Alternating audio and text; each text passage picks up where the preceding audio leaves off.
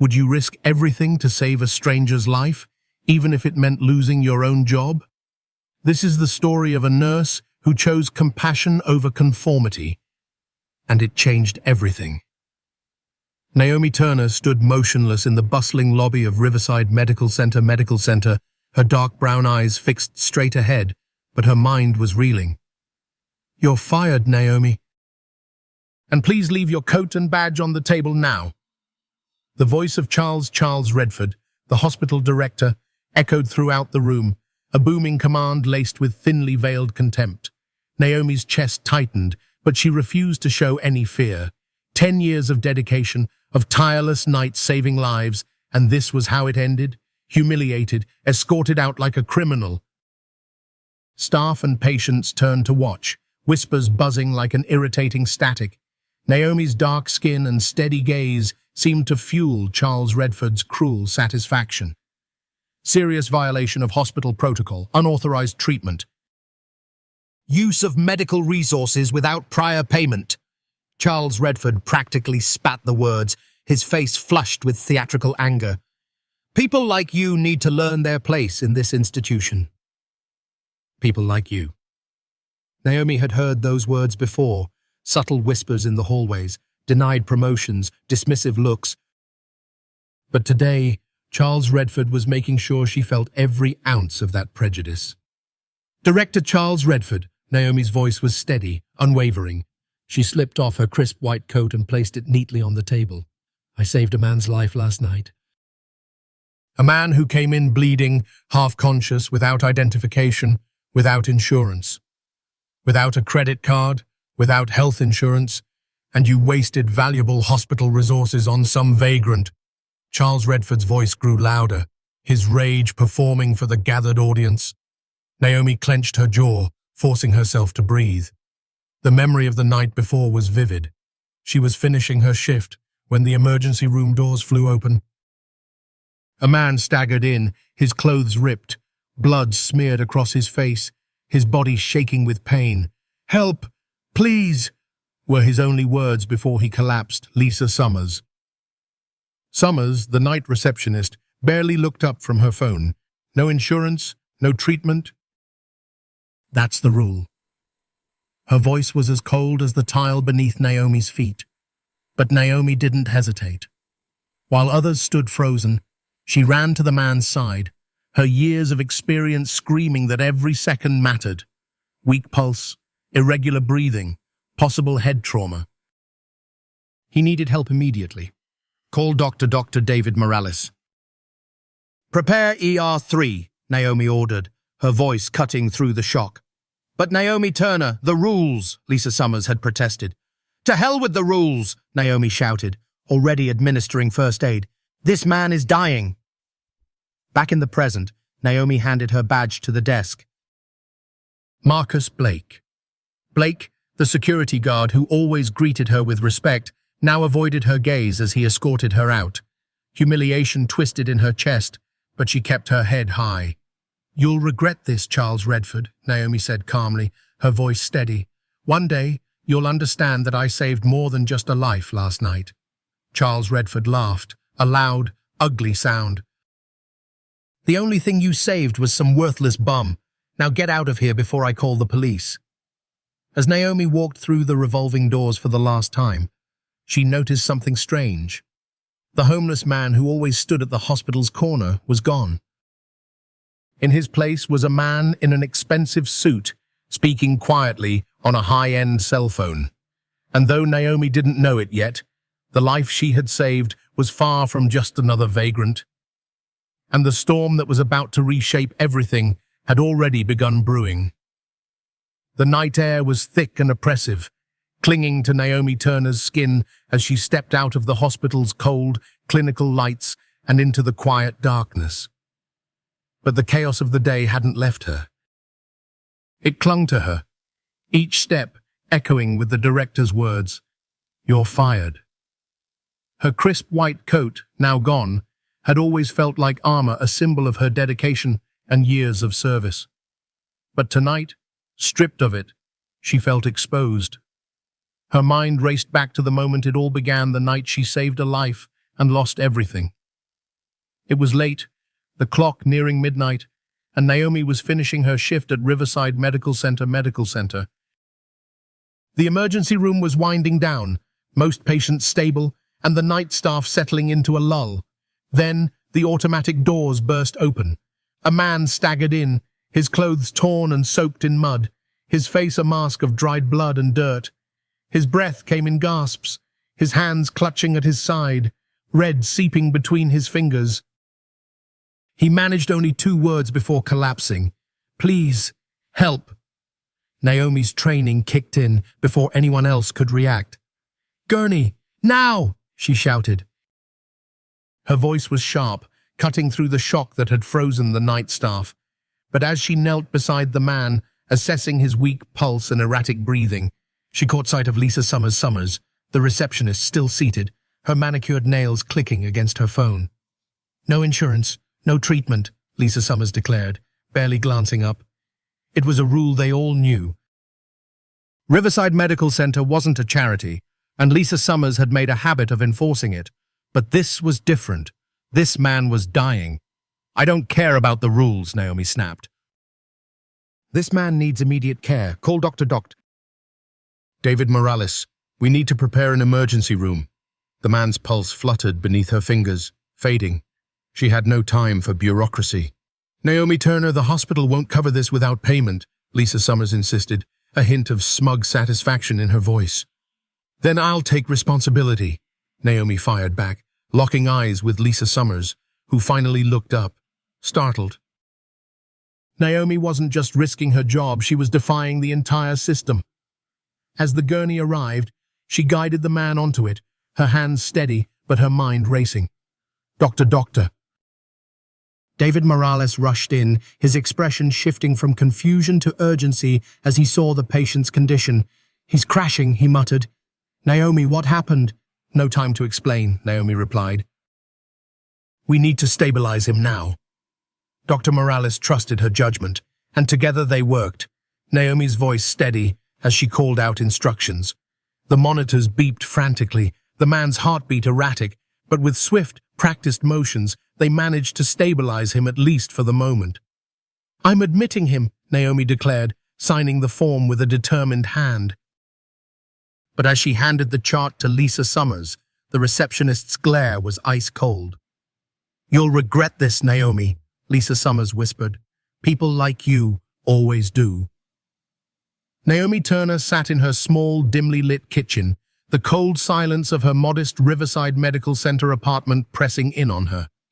The memory of Charles Redford's cruel words echoed in her mind, a relentless reminder of the injustice she had just endured.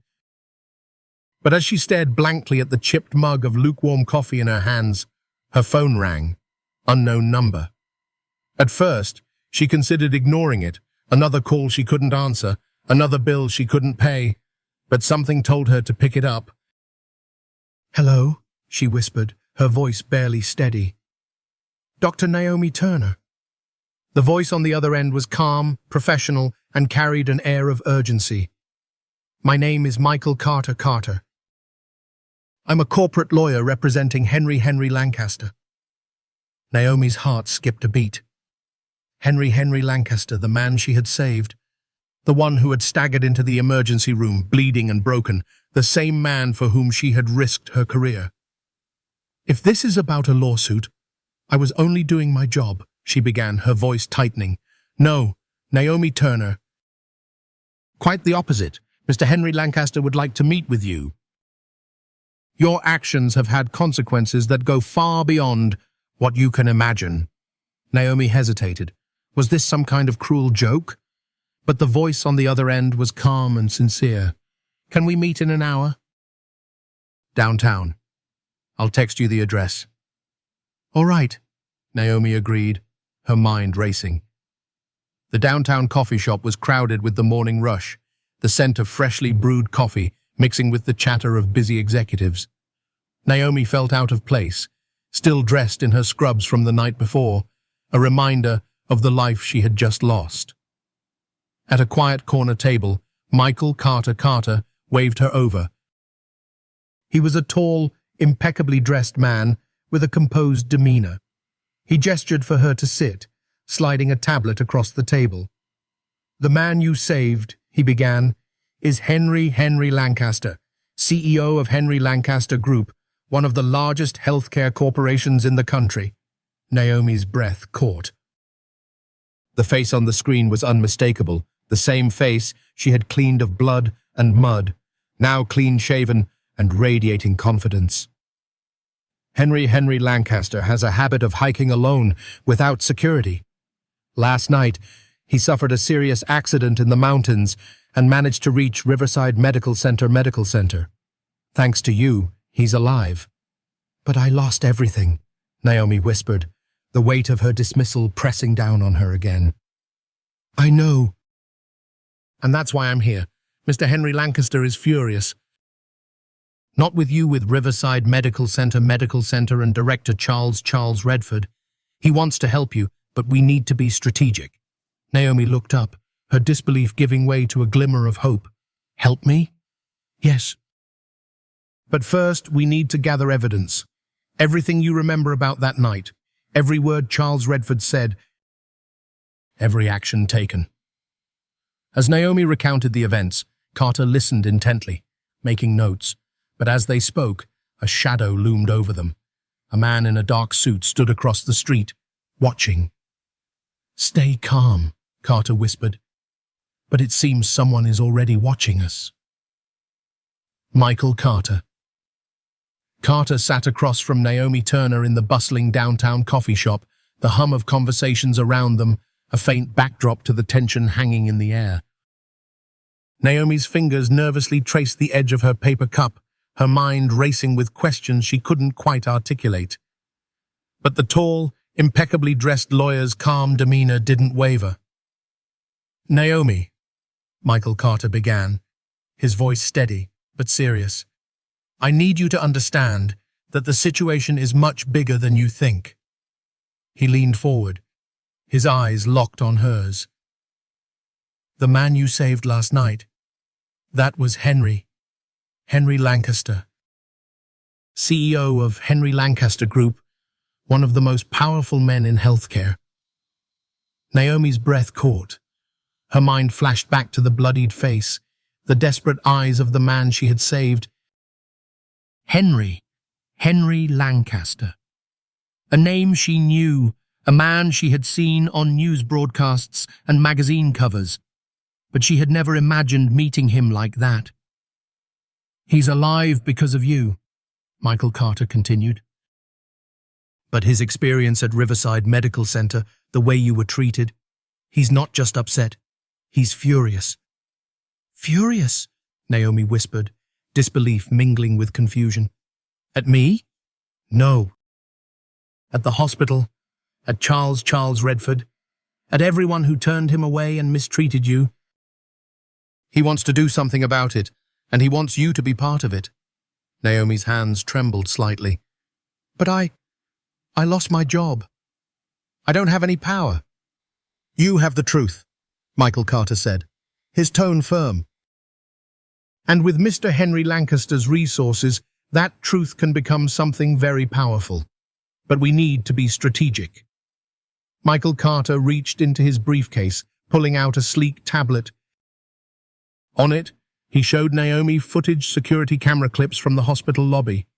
She watched, stunned, as Charles Redford's face twisted in anger, his words clear as day. "You people need to learn your place," he spat.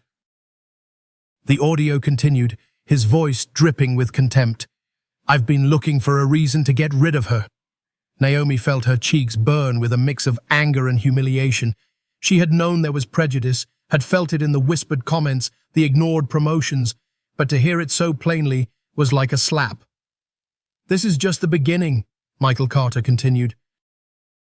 "We're going to expose everything, the discrimination, the corruption, the way Riverside Medical Center has been profiting off the suffering of people who look like you." "But won't they come after me?" Naomi's voice was barely a whisper. "Not with Mr. Henry Lancaster's backing," Michael Carter assured her. "He's prepared to use every resource he has. But I need to know." Are you ready to fight back? Naomi looked down at her hands, at the faint tremor in her fingers. Fear coiled in her chest, but beneath it was something else. Anger. Righteous anger. The kind that didn't just burn, it galvanized. Yes, she said, her voice steady now. Yes, I'm ready. In a dimly lit office lined with towering shelves of legal books, Michael Carter. Carter leaned back in his leather chair, his eyes fixed on the computer screen. Beside him, Henry Lancaster stood with a resolute expression, his normally calm demeanor replaced by a focused intensity. We need to uncover everything, Henry, Michael Carter stated firmly. Every discriminatory case, every patient turned away, every underhanded deal Charles Redford has orchestrated. Henry nodded, his gaze never wavering. This isn't just about Naomi. This is about all the people who've suffered under Charles Redford's cruelty.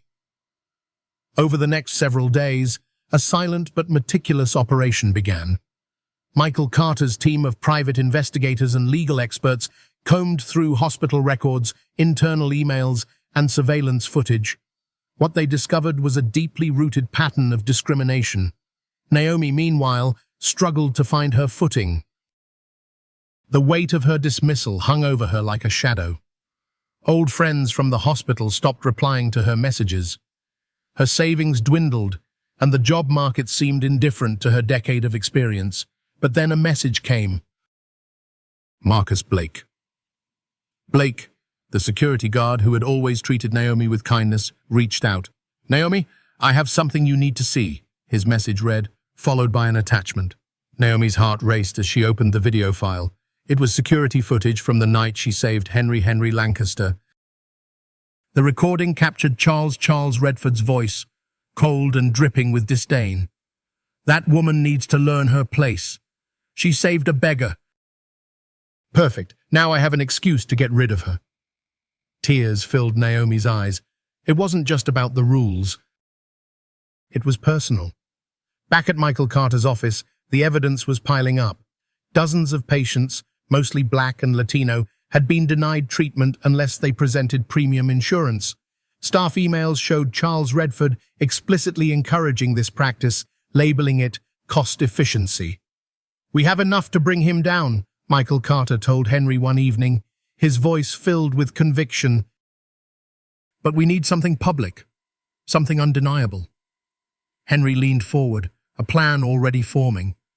Then we'll give him a stage where he can't escape. Over the following week, the plan took shape. Invitations went out for a grand charity gala at the Metropolitan Hotel, a prestigious event where Charles Redford would be surrounded by his wealthy supporters. Unbeknownst to him, the event was about to become a stage for his own downfall. Naomi was hesitant when Michael Carter told her about the plan. Are you sure this will work? She asked, her voice a mix of fear and hope. Trust me, Michael Carter reassured her. The truth is powerful, Naomi. We just need to make sure everyone sees it. That night, as Naomi stared out of her small apartment window, a quiet resolve settled over her. She wasn't just fighting for her own justice anymore. She was fighting for every patient who had been mistreated, for every colleague who had been silenced, and for the first time in weeks, she felt a spark of hope. The grand ballroom of the Metropolitan Hotel glittered with crystal chandeliers and the soft hum of orchestral music. Charles Redford moved confidently through the crowd, his smile wide, his handshake firm. Tonight was his night, another celebration of his supposed success as the director of Riverside Medical Center. At the center of the room, a massive screen displayed a slideshow of the hospital's supposed achievements, pristine hallways, smiling doctors, and well-dressed patients. But beneath the glittering facade was a reality no one in that room could imagine. And tonight, the curtain was about to be pulled back. Ladies and gentlemen, Charles began, stepping onto the stage with a glass of champagne in hand. Riverside Medical Center has achieved record profits this quarter, a testament to our commitment to excellence and efficiency. The room erupted in polite applause. Cameras flashed, reporters took notes. But not everyone was there to celebrate. In the far corner, a man dressed as a waiter adjusted his tie. A small, nearly invisible camera was pinned to his lapel, transmitting the entire event live. 3 blocks away, Michael Carter and Henry Lancaster watched the feed on a series of monitors, their faces tense. "Any second now," Michael Carter muttered, leaning forward. His fingers drummed nervously against the desk. On the stage, Charles raised his glass higher. "We have set an example for all hospitals in this city, a model of profitability and patient care. Because we understand that healthcare is a business, and in business, efficiency is everything." And then it happened. The massive screen behind him flickered. The slideshow of smiling patients vanished, replaced by a grainy security camera feed. A familiar voice echoed through the speakers, cold and venomous. "That arrogant woman needs to learn her place. I've been waiting for a reason to get rid of her." Charles froze, his smile faltering. The crowd murmured, confused. Some even chuckled, thinking it was part of the presentation. But as the audio continued, their expressions changed. "She wasted hospital resources on some indigent. People like her need to remember that this isn't a charity." Gasps rippled through the audience. Charles's face turned pale. He spun around to the screen, his eyes widening in horror as the video continued. More clips appeared, patient records falsified, emails exchanged between Charles and hospital administrators discussing how to cut costs by denying care to unprofitable patients. A spreadsheet showing a disproportionate number of patients of color being denied treatment. "Cut their treatments, save the money. Our profits matter more than their lives." The room was dead silent now. The only sound the steady drip of Charles's champagne glass tipping, spilling onto the stage. And then the final blow, Henry Lancaster's voice, clear and measured. "My name is Henry Lancaster, and on the 15th of this month, I was refused care at Riverside Medical Center after suffering a serious accident. I would not be standing here if not for Naomi Turner, who defied these corrupt practices to save my life." Henry's face appeared on the screen, clear, clean, and unmistakable. The CEO of Henry Lancaster Group, one of the largest healthcare companies in the country, was the man Charles had called a bum. The irony was lost on no one. Charles tried to run, but the ballroom doors swung shut. Men in dark suits, federal agents stepped forward, blocking his escape. Charles Redford," one of the agents announced. "You are under arrest for fraud, discrimination, and embezzlement of public funds." Charles's face twisted with panic. "No, this is a misunderstanding." "I can explain." But the room was filled with phones lighting up notifications of a breaking news article.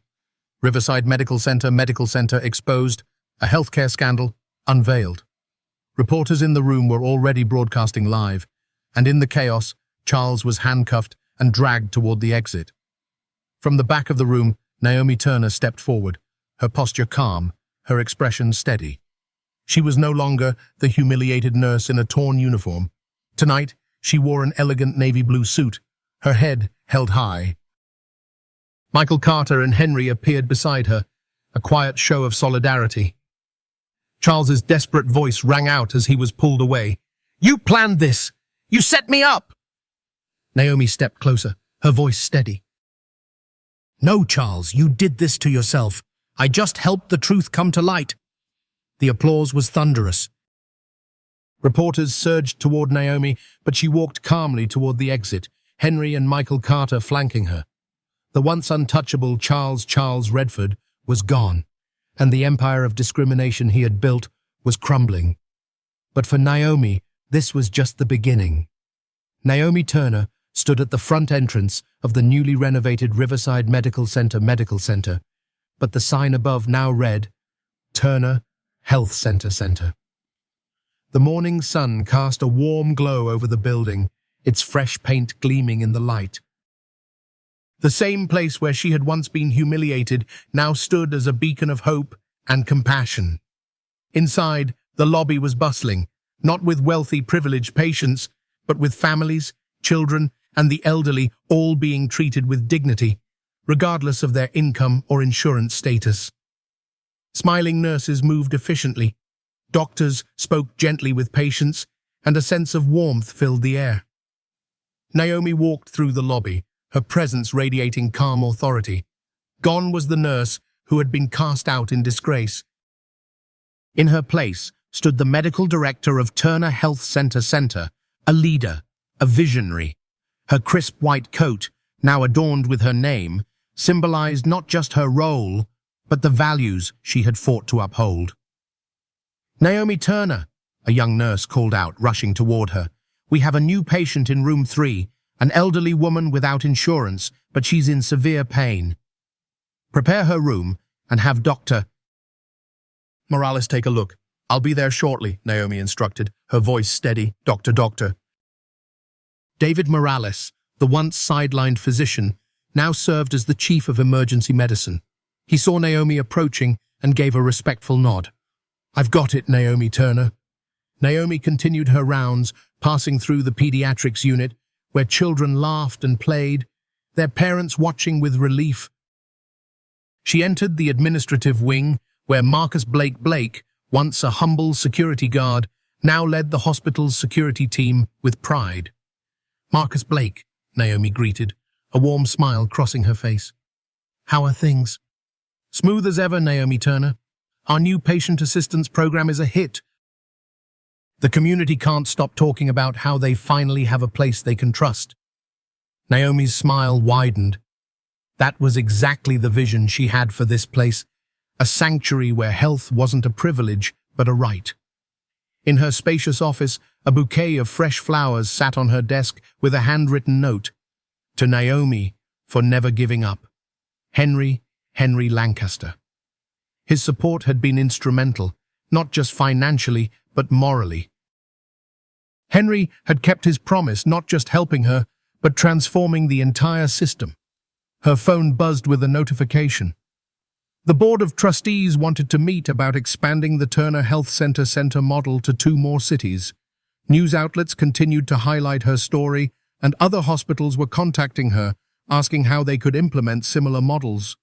There was a knock at her door. Michael Carter. Carter entered, his face beaming with quiet pride.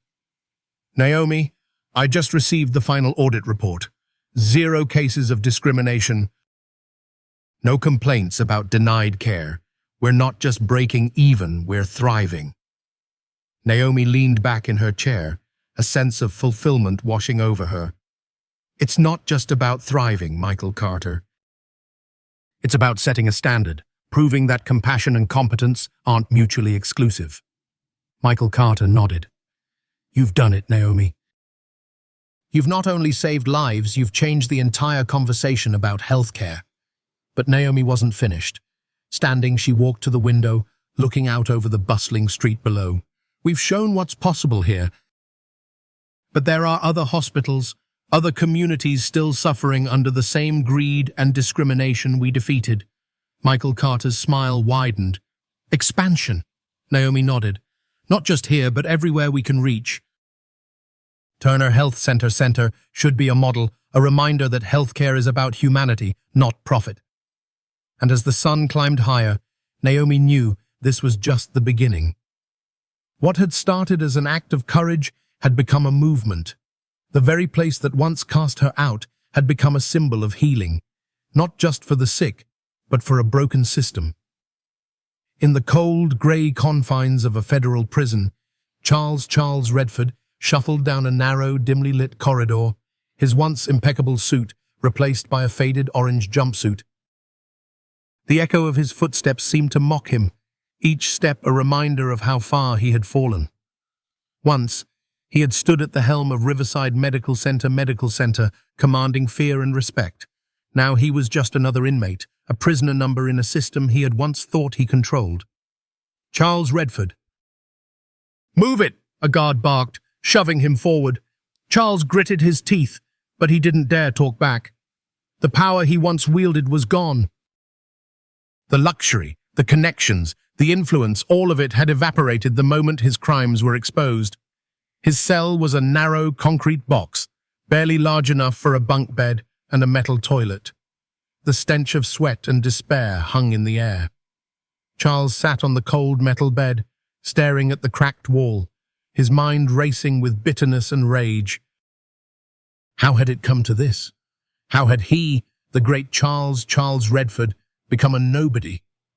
But his misery was far from over. Every day the guards seemed to find new ways to humiliate him. "Hey, Charles Redford! I heard your old hospital is doing better than ever now without you." They laughed, the sound cutting deeper than any blade. Worse were the other inmates, who quickly learned about his fall from grace. To them, he wasn't just a corrupt administrator, he was a symbol of everything they hated about the wealthy and powerful. They mocked him, spat at him, and in the dead of night, some even whispered threats. One evening, as Charles sat hunched in the mess hall, picking at a tasteless meal, a guard approached. "Charles Redford, you've got a visitor." A visitor? His heart leapt, hope flaring briefly. Perhaps an old ally? A lawyer with news of an appeal? He followed the guard, his thoughts racing. But as he stepped into the cramped visitation room, his heart sank. Marcus Blake, the former security guard from Riverside Medical Center, stood on the other side of the glass, dressed in a sharp suit, his expression calm and composed. Charles picked up the phone, his voice a low, bitter growl. "You! What are you doing here?" "I came to deliver a message, Charles," Marcus Blake replied, his voice steady. "From Naomi Turner." Charles's grip tightened on the phone. "Naomi, that woman is the reason I'm in here." "No," Marcus Blake corrected, his gaze unwavering. "You are the reason you're in here. Your greed, your arrogance, your cruelty." "Naomi just brought the truth to light," Charles sneered, his anger boiling over. "And now she thinks she's some kind of saint, doesn't she?" "Not a saint," Marcus Blake replied. "A leader." Turner Health Center is thriving. People who couldn't afford care now have a place they can go without fear, and she's expanding, Charles. The model is spreading. Your legacy of discrimination and greed has been replaced by compassion. Charles's jaw clenched. "You came here just to gloat?" "No! I came to give you this." Marcus Blake reached into his briefcase, pulling out an envelope. He slid it under the glass. "It's an invitation." Naomi insisted. Charles opened it, his hands trembling. It was a photograph of the newly renovated Turner Health Center, vibrant and full of life, with Naomi Turner smiling beside Henry Lancaster. Beneath it was a headline, "From Outcast to Icon, How Naomi Turner Revolutionized Healthcare." "Naomi wanted you to see what happened when someone stands up for what's right," Marcus Blake continued. "She turned the place you tried to use as your empire into a sanctuary for those you cast aside." Charles's face twisted with fury. "Get out!" Marcus Blake smiled slightly. "Goodbye, Charles. Enjoy your new empire." And with that, Marcus Blake turned and walked away, leaving Charles alone, gripping the photo with trembling hands.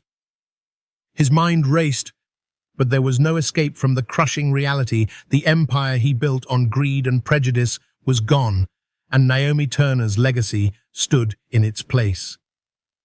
Back in his cell, Charles stared at the photograph, rage turning to despair. He had been a king, a ruler in his world. But now, he was nothing, a forgotten man, drowning in the shadow of a woman he had tried to destroy. As the lights in the cell block dimmed, Charles lay on his metal bed, the cold seeping into his bones. Sleep was a distant dream, and regret was his only companion. Naomi Turner adjusted the microphone on the grand stage of the Turner Health Center auditorium, a sea of faces staring back at her with anticipation. The room was packed: doctors, nurses, healthcare professionals, community leaders, and even reporters. Cameras flashed, capturing every moment. Outside, a banner fluttered in the breeze. Turner Health Center Expansion Initiative. Thank you all for being here, Naomi began, her voice steady but warm. Today is not just about the opening of another Turner Health Center.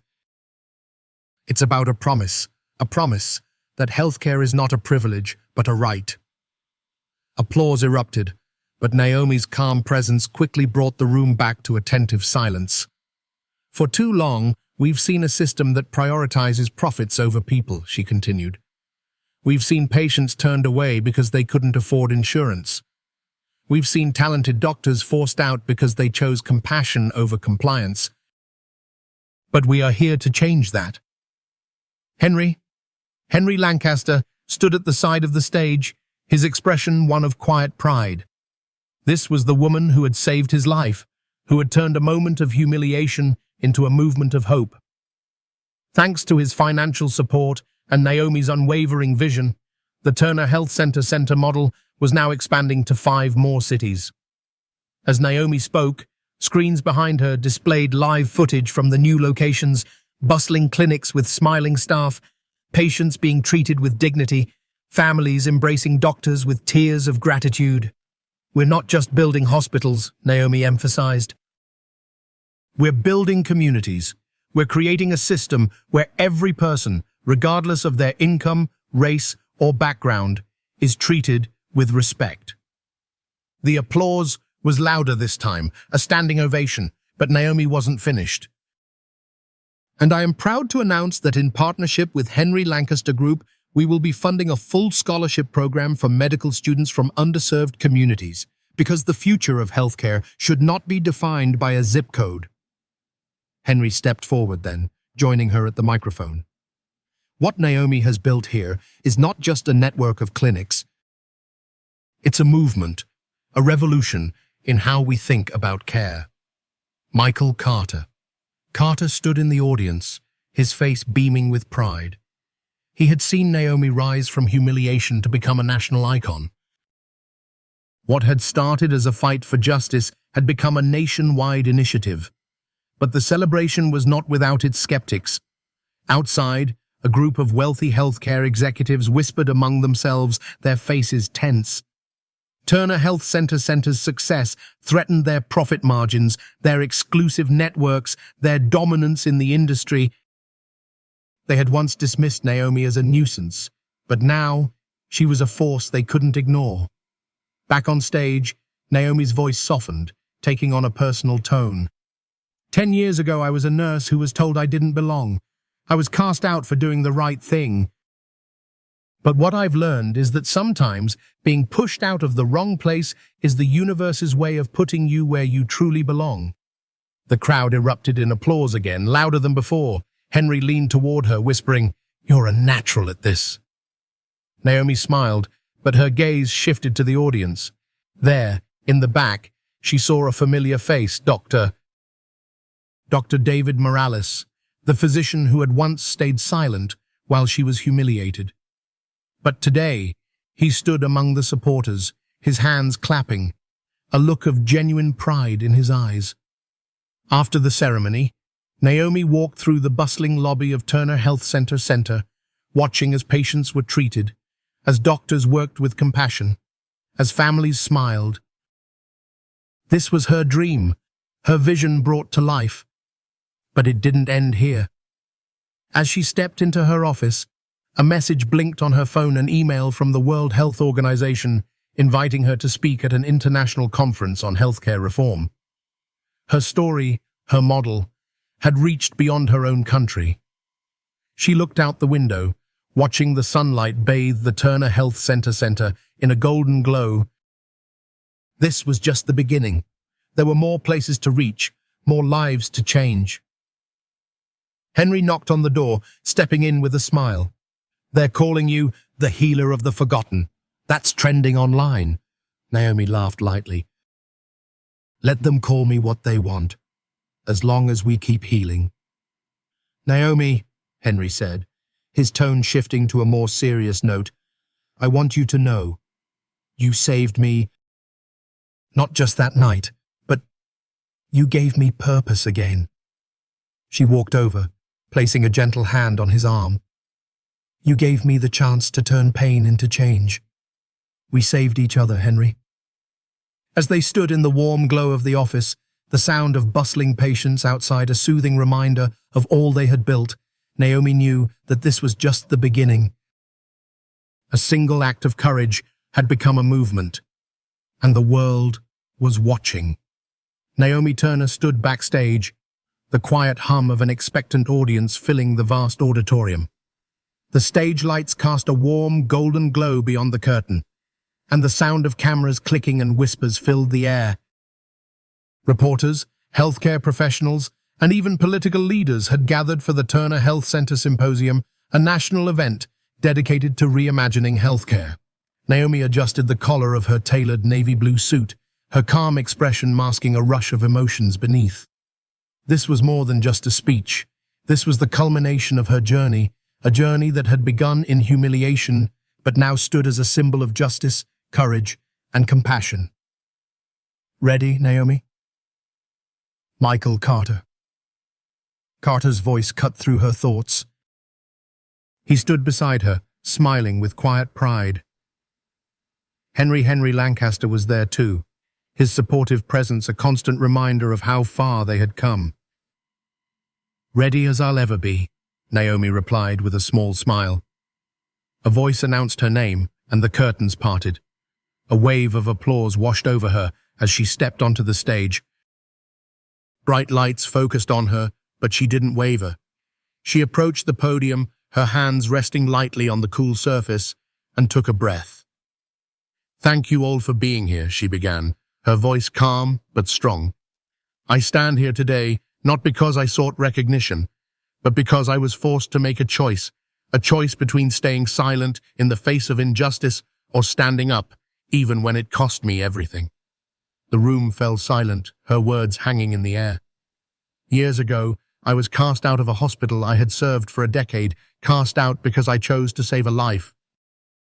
That moment of humiliation was meant to break me, but instead, it became a spark that grew into a flame. And today, that flame has become a beacon. Applause echoed through the hall, but Naomi's gaze remained steady, her tone clear. We have built Turner Health Center centers, not just as places of treatment, but as sanctuaries of compassion. We have proven that healthcare can be both compassionate and efficient. That doctors should never have to choose between following their conscience and keeping their jobs. The screens behind her shifted, showing images of the Turner Health Center centers in various cities, patients smiling, doctors embracing their calling, families finding hope. Faces of all ages, races, and backgrounds were highlighted, a vivid contrast to the exclusive, elitist image of the old healthcare system. But this is not just my story, Naomi continued. This is the story of every patient who was turned away because they couldn't afford care. This is the story of every doctor who was silenced for speaking up. This is the story of a community that chose courage over fear. Another wave of applause erupted, louder this time. Henry leaned forward in his seat, his face beaming with pride. Michael Carter. Carter stood off to the side, his arms crossed, his expression filled with admiration. Naomi smiled, letting the applause settle. And we are just getting started. Today, I am proud to announce that with the continued support of Henry Lancaster Group, we will be launching 5 more Turner Health Center centers across the country. But we won't stop there. Our model is being studied worldwide. We have been invited to share our practices with hospitals in Europe, Africa, and Asia. The room buzzed with excitement, cameras flashing, reporters frantically taking notes. But I want to end with this. Naomi's voice softened, a quiet strength underlying her words. Healthcare is not about profit. It is not about power. It is about people. It is about dignity. It is about the sacred trust between a caregiver and a patient. Her gaze swept over the audience, her words settling like a calm breeze. And that trust should never be broken. The applause was thunderous now, a standing ovation.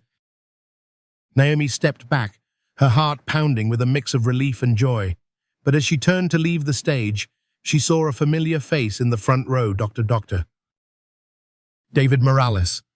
His eyes glistened with emotion, and he stood clapping with the same passion as the rest of the audience. Backstage, Henry hugged her warmly. "You were incredible, Naomi." "You're the voice of a generation," Michael Carter added, his smile wide. As they made their way out of the building, Naomi's phone buzzed. A message from a young nurse in a small town read, "Because of you, I didn't give up. Thank you for being our voice." Naomi's heart swelled with gratitude. This was why she fought. Not for the fame, not for the recognition, but for the lives she touched, the voices she inspired. As they stepped into the bright sunlight, reporters surrounded them, microphones thrust forward, questions flying. But Naomi's calm smile never faltered. "Naomi Turner, what's next for you?" one reporter asked. Naomi exchanged a look with Henry and Michael Carter. "To keep fighting, to keep healing, and to keep reminding the world that compassion is the greatest form of power." The cameras flashed, capturing her calm, confident smile, a woman who had risen from the ashes of injustice to become a symbol of hope. A woman who had proven that integrity, in the end, always wins. And as she walked away, the words #Justice for Naomi and #Turner Health Model began trending worldwide once more. Naomi Turner's journey teaches us that sometimes adversity is not the end. It's the beginning of something greater. When Naomi was publicly humiliated and lost her job for saving a life without insurance, she could have given up. But instead, she chose courage over fear and compassion over conformity. Her decision transformed her from an outcast to a national symbol of justice and compassion.